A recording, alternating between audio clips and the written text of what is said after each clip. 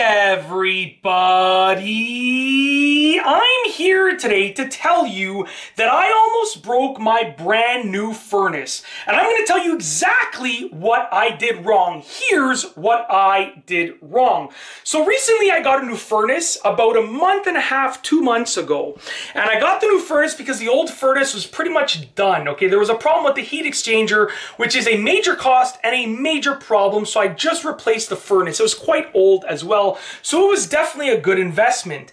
And then I decided to do a renovation. So I did a renovation, and I'm not doing this renovation, although I do the majority of my renos. For this one, I decided to outsource it because I wanted high quality finishes, and I can't achieve those finishes because I'm not a professional, okay? I'm just a do-it-yourselfer. So I can get medium quality stuff, but I can't achieve the high quality finishes that a professional could.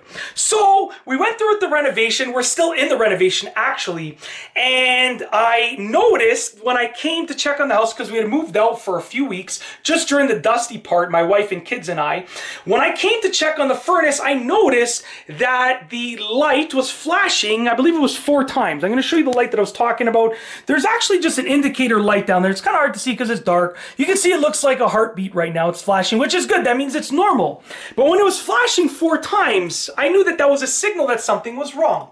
So I did some research with the owner's manual, and I found out that it meant that there was, I believe it was a limit that was being hit. I believe it was like a high limit that was being hit, which meant that it could be many things, but I believed it meant that it was overheating. So what I did was I looked at why it would be overheating. It's a brand new furnace. Everything was done properly with it. I checked the ventilation. It was great. I checked the furnace. It was great. What I didn't check was the filter.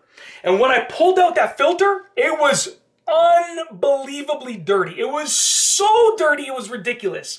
And the reno had only been going on for about 3 weeks. However, during those 3 weeks, we had demolished about 650, 700 square feet of tile.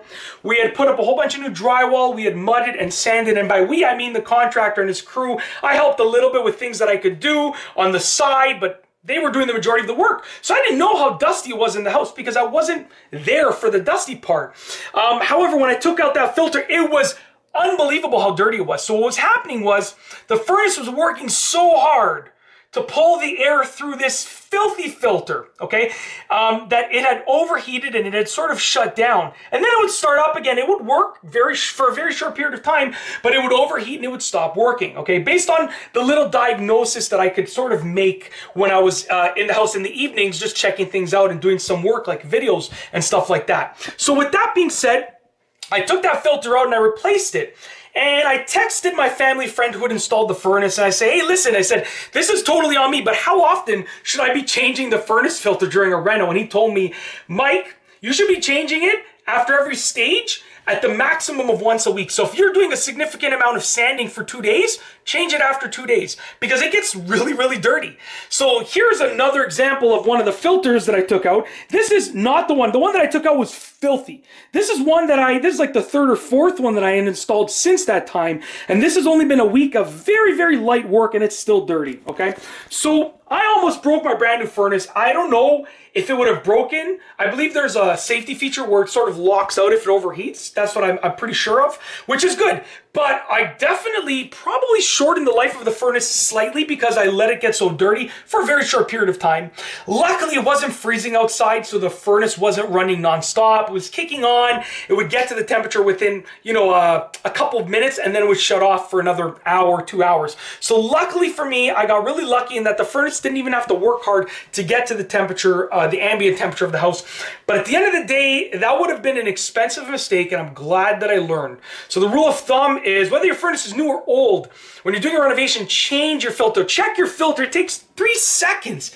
Like, I don't know why I didn't come down to check the filter. Like, it takes 3 seconds, but to be honest with you, my old furnace at my old house, this is a new house that we're in, my old furnace at my old house, a new house to us, it was built 40 years ago, but a new house to us. But my old furnace at my old house had the filter where you had to clean it. So I never really had to check if it was dirty. Also, it had a digital indicator as to how dirty it was and the life that was left of it. Whereas this one, I have to sort of rearrange my mind to make note, to change it and check it. So now at least I know whenever we're doing anything dusty in the house, and this goes for you as well, well, change your filter. They're so inexpensive and it takes a few moments to change a filter. Okay, we're talking about like less than a minute. So it's completely worth it. I would recommend you change it preemptively. From now on, I myself, instead of changing it every 3 months, I'm probably going to change my filter every 2 months. Just because I know that it's going to do the furnace good, and they're so inexpensive and it's so quick. So that's my little story about how I almost ruined and broke my new furnace. I can't believe it. I mean, like I said, it was a pretty penny to get a furnace. It's 100,000 BTU, so it's a big furnace. They're not cheap, but it would have been a very expensive mistake. However, thankfully, it was just a small error, and I learned from it. And hopefully, I don't make the same mistake again. Hopefully, you don't either. That's why I'm making this video, to hopefully inform you so you don't make the same mistake. And that's it. If you like this video, please be sure to give it a thumbs up. Let me know what you think down below as a comment. And of course, be sure to subscribe for more great videos just like this one. And that's all I have for you today. Thanks for watching.